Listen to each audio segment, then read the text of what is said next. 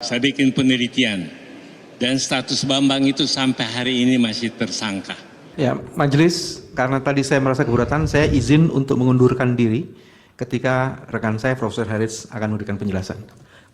Dan yang kedua, status saya sebagai tersangka sudah saya challenge di Pengadilan Negeri Jakarta Selatan, dan putusan tanggal 30 membatalkan status saya sebagai tersangka. Jadi saya berbeda dengan saudara Bambang Wijayanto yang ketika ditetapkan sebagai tersangka, dia tidak men-challenge tapi mengharapkan balas kasihannya Jaksa Agung untuk memberikan deponer.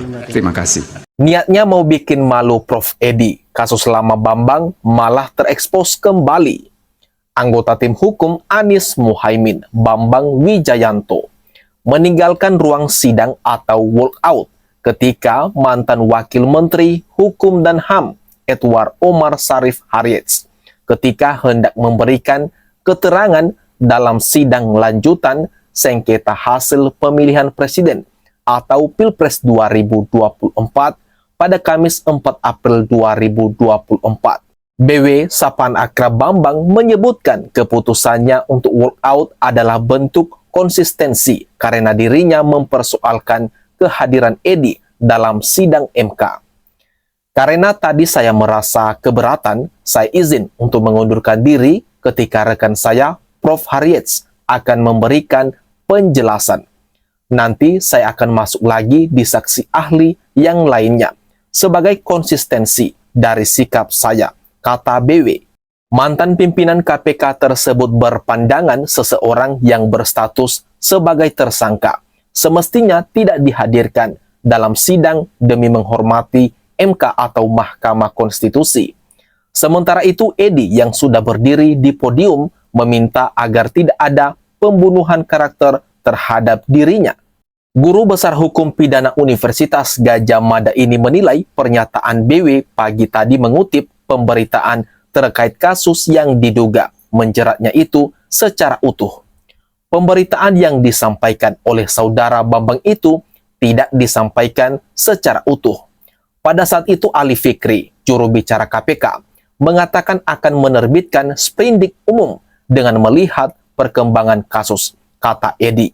Kemudian ia lantas menekankan bahwa statusnya sebagai tersangka sudah gugur melalui mekanisme pra-peradilan yang ia tempuh di Pengadilan Negeri Jakarta Selatan. Ia kemudian menyindir balik BW yang menurutnya hanya mengharap belas kasihan ketika ditetapkan sebagai tersangka beberapa tahun yang lalu. Jadi saya berbeda dengan saudara Bambang Wijayanto yang ketika ditetapkan sebagai tersangka, dia tidak men-challenge tapi mengharapkan belas kasihannya Jaksa Agung untuk memberikan deponir, kata Edi memaparkan. Sementara Ketua Tim Pembela Prabowo Gibran, Yusril Ihza Mahendra, mengomentari protes anggota Tim Hukum Nasional Amin, Bambang Wijayanto tersebut soal Edi Harits yang dihadirkan sebagai ahli dari tim Prabowo Gibran. Yusril pun mengungkit Bambang Wijayanto atau BW yang pernah tersandung kasus hukum dan menurutnya masih berstatus sebagai tersangka hingga sekarang ini. Kami patut mempertanyakan status Pak Bambang Wijayanto sendiri. Beliau itu kan tersangka P21 dilimpahkan ke kejaksaan. Di deponor status beliau itu lagi. Apa sekarang ini tersangka selamanya seumur hidup tersangka, kata Yusril dalam konferensi pers di Mahkamah Konstitusi Jakarta pada Kamis 4 April 2024 kemarin.